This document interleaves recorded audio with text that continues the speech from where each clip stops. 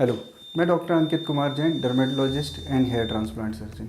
आज हम डिस्कस करेंगे क्या आयरन डेफिशिएंसी से आपके बाल झड़ते हैं या बालों की ग्रोथ कम होती है। सबसे पहले हम जान लेते हैं कि क्या कॉज होते हैं जिससे आयरन डेफिशिएंसी हो सकती है। तो अगर आपको इनमें से कोई समस्या हो तो आप अपना चेकअप करा सकते हो। आपके आयरन लेवल मतलब कि हीमोग्लोबिन लेवल या सीरम फेरेटिन लेवल को आप चेक करा सकते हो।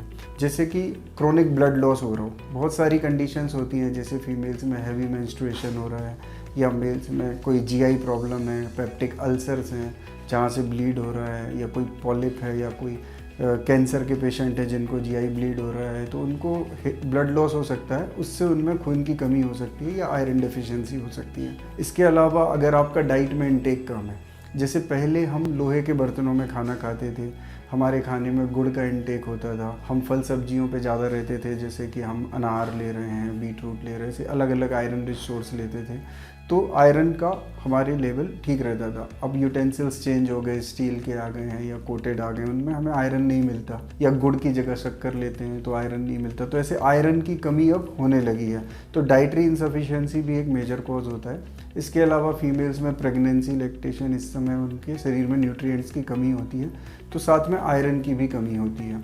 या फिर कोई जीआई डिसऑर्डर हो जिसमें आयरन का एब्जॉर्प्शन नहीं हो रहा हो, जैसे बहुत सारे जीआई प्रॉब्लम्स होते हैं, अपनी गट से आयरन सफिशिएंटली एब्जॉर्ब नहीं होता, उससे भी शरीर में खून की कमी हो जाती है।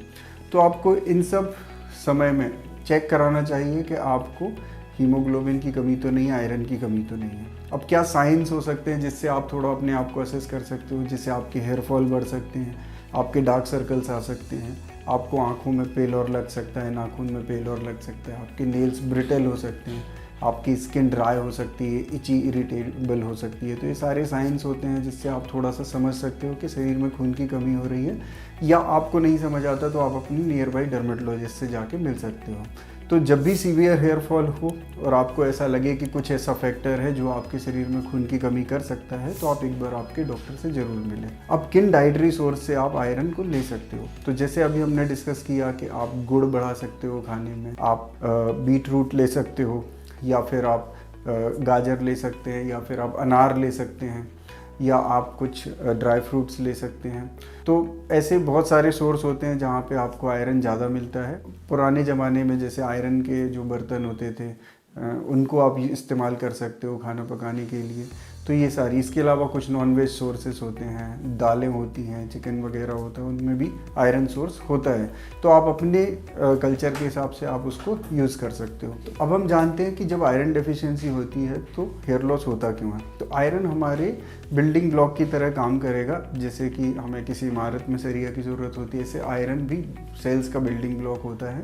आयरन अगर कम है तो हीमोग्लोबिन फॉर्मेशन कम होगा, हमें खून की कमी होने लगेगी, ऑक्सीजनेशन कम होने लगेगा, तो सेल्स में सफिशिएंट ऑक्सीजन नहीं पहुंचने से वो मरने लगेंगी। तो ये हेयर सेल्स में भी होगा, वहाँ पे सेल्स ग्रो नहीं कर पाएंगी, उनकी डेथ होने लगेगी, तो वो वहाँ पे नया बाल नहीं बनाएंगी।